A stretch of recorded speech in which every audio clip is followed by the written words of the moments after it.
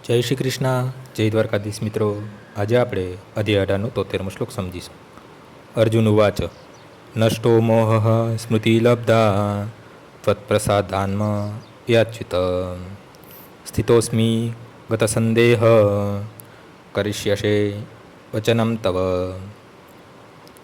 અર્જુને કહ્યું, હે કૃષ્ણ, હે અચ્યુત, હવે મારો મોહ દૂર થઈ ગયો છે. આપની કૃપાથી મને મારી સ્મરણ શક્તિ પાછી મળી ગઈ છે. હવે હું સંશય રહિત તથા દૃઢ છું અને આપના આદેશ પ્રમાણે કર્મ કરવા તૈયાર છું. જીવન સ્વરૂપની સ્થિતિ એ છે કે તે પરમેશ્વરની આજ્ઞા અનુસાર કર્મ કરે છે. અર્જુનના જીવનના પ્રતિનિધિ રૂપ છે. તે આત્મસંયમ છે માટે યોજાયો છે. શ્રી ચૈતન્ય મહાપ્રભુ કહે છે કે જીવની વાસ્તવિક સ્થિતિ પરમેશ્વરના સનાતન સેવક તરીકેની છે. આ નિયમનું વિસ્મરણ થવાથી જીવ પ્રકૃતિ દ્વારા બદ્ધ થઈ જાય છે, પરંતુ પરમેશ્વરની સેવા કરવાથી તે ઈશ્વરનો મુક્ત સેવક થાય છે. જીવનું સ્વરૂપ સેવક તરીકે છે. તેણે માયા અથવા પરમેશ્વર આ બેમાંથી એકની સેવા કરવાની હોય છે. જો તે પરમેશ્વરની સેવા કરે છે તો પોતાની સ્વાભાવિક સ્થિતિમાં હોય છે, પરંતુ જો તે બાહ્ય શક્તિ માયાની સેવા કરે છે તો નક્કી તે બંધનમાં પડે છે. આ ભૌતિક જગતમાં જીવ મોહમાં જ સેવા કરતો હોય છે. તે પોતાની કામવાસના તથા એષણાઓથી બંધાયેલો હોય છે, છતાં તે પોતાની જગતનો સ્વામી માનતો હોય છે. આને જ મોહ કહેવામાં આવે છે. મનુષ્ય જ્યારે મુક્ત થઈ જાય છે ત્યારે તેનો મોહ સ્વેચ્છાથી દૂર થઈ જાય છે અને પરમેશ્વરની ઈચ્છા અનુસાર કર્મ કરવા માટે તેમને શરણાગત થાય છે. જીવને મોહજાળમાં ફસાવાનો માયાનો છેલ્લો ફાંસો એ એવો પ્રસ્તાવ હોય છે કે જીવ પોતે જ ઈશ્વર છે. જીવ વિચારે છે કે હવે પોતે બધ રહ્યો નથી, હવે તે ઈશ્વર બની ગયો છે. તે એટલો મૂર્ખ છે કે તે એમ વિચારતો નથી કે જો તે ભગવાન હોત તો આવો સંશયગ્રસ્ત શા માટે રહેત. તે આ બાબતે વિચાર કરતો નથી, એટલે તે માયાને અંતિમ ફાળો છે. વસ્તુતઃ માયાથી મુક્ત થવું એટલે જ પૂર્ણ પુરુષોત્તમ પરમેશ્વર કૃષ્ણને સમજવા અને તેની આજ્ઞાનુસાર કર્મ કરવા સંમત થવું. આ શ્લોકમાં મોહ શબ્દ બહુ મહત્વપૂર્ણ છે. મોહ જ્ઞાનનો વિરોધી હોય છે.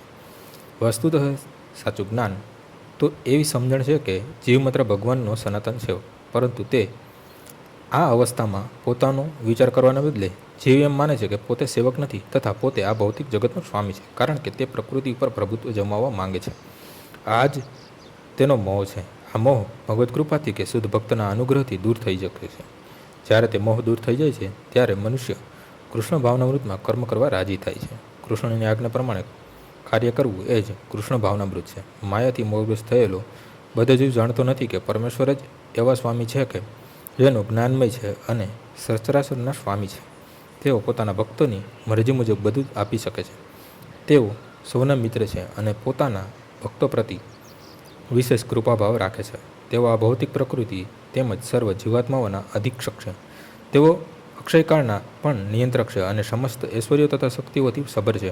પૂર્ણ પુરુષોત્તમ પરમેશ્વર ભક્તને પોતાનું પણ દાન આપી દે છે. જે મનુષ્ય તેમને જાણતો નથી તે મોહના માયાવી પ્રભાવ હેઠળ હોય છે. તે ભક્ત બનતો નથી પણ માયાનો દાસ બની જાય છે.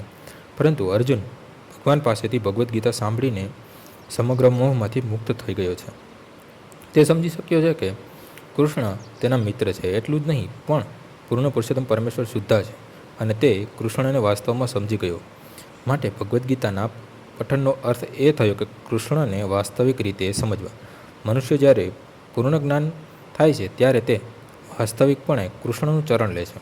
અને જ્યારે અર્જુનને સમજાઈ ગયું કે આ તો પૃથ્વીના અનાવશ્યક ભારને ઓછો કરવાની યોજના હતી, તો તે યુદ્ધ કરવા રાજી થઈ ગયો.